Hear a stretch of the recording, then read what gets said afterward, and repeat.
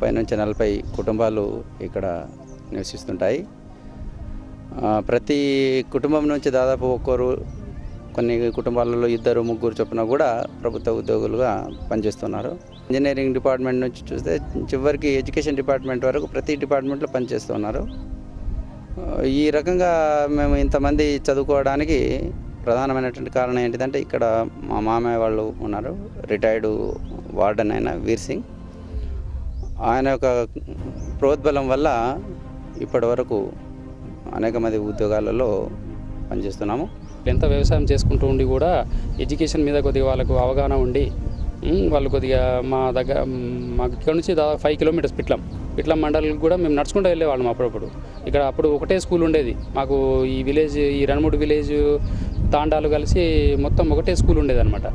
మా కుటుంబంలో నేనే అందరికంటే పెద్దోని. మా కుటుంబంలో 5 బ్రదర్స్, మేము 5 బ్రదర్స్ జాబ్, అందరూ 5 మెంబర్స్ కూడా మేము జాబ్ చేస్తాం.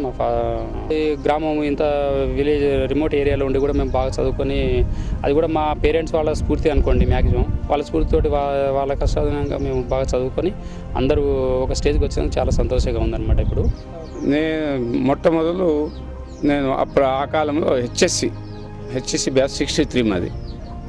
తర్వాత ఒక టీచర్గా